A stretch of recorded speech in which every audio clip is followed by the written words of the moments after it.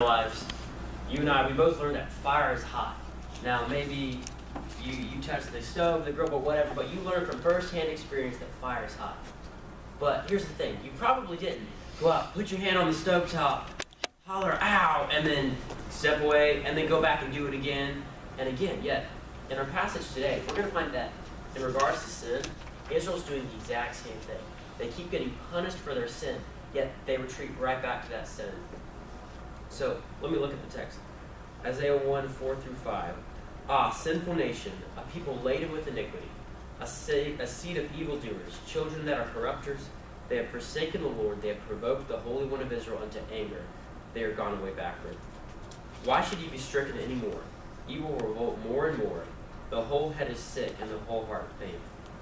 In the opening passage of Isaiah, God is identifying that Israel is sinful. He declared that even the oxen and donkeys know their master more than Israel knew their maker.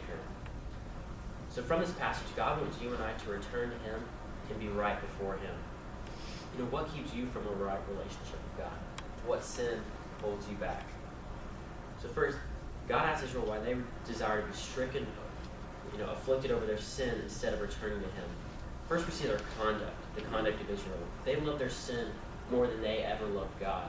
Right here in verse 4, God identifies them as a sinful nation, a people laden with iniquity, a seed of evildoers, and children that are corrupt. Before they could realize that they needed to repent of their sin, they had to understand that they were sinful people. It's the same way with us. How can we expect to repent or an unsaved person repent from their sin if they don't recognize, if they don't internalize that they have a sin problem? And then next we see their actions. God identifies as part of their conduct, their actions, that they forsook the Lord, that they provoked the Holy One of Israel into anger, that they've gone away backwards. And they're in this cycle of rebellion, of revolting against God. And really the whole point of the message is, why would they be stricken anymore? God is punishing them for their sin, yet, just like the stovetop example, they keep going back to that same sin. They get burned, they get punished for their sin, they step away, and then they go right back to it. And we're just as guilty. And their conduct, their actions, it leads right into the condition of Israel. It says, because we've established their trespasses, but let's look at the cost of the sin. Secondly, we see their condition. Rebellion against God has consequences. Verse 5 identifies the continued state of revolting. God says, you will revolt more and more. The whole head is sick, and the whole heart faint. This sin had taken a toll on them. It was weighing on them.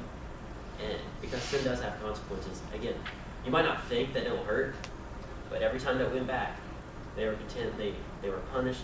They continually had consequences. Even in our nearby verse, it says in verse 7, the country is desolate. Their cities are burned with fire. Strangers have overrun it. Sin does have consequences. So obviously Israel was in serious trouble. Yet the goodness of God still provided a way, and it still does for us today. And just later in that passage, God shows the cure for Israel. If you look over at verse 16 with me, God identifies that they can repent. He asks them to repent, that they can wash, make clean, put away the evil of your doings from before mine eyes, cease to do evil, and replace their sin, not as in a work salvation, but in the sense of if a person has been stealing, well, what should they do instead? Do they just stop stealing? Well, they can help the poor. If they've been giving false judgment, well, they need to make sure that justice is done to help the helpless, help the oppressed, the fatherless, the widow, as God identifies. And ultimately, God can restore them. Just like God can restore me, God can restore you. He said that their sins, if they're scarlet, they can be as white as snow. If their sins are red like crimson, they can be made as wool. And He'll reward them. It's not a reward where, it's a bribe, but really, serving God, it's not just do it because you're told so, but really, there are benefits. It says that if you be willing and obedient, you shall eat the good of the land. Ultimately, you can have a relationship with God. And our sin affects that. That's why God asked Israel, why should you be stricken anymore? He wanted to have a relationship with them.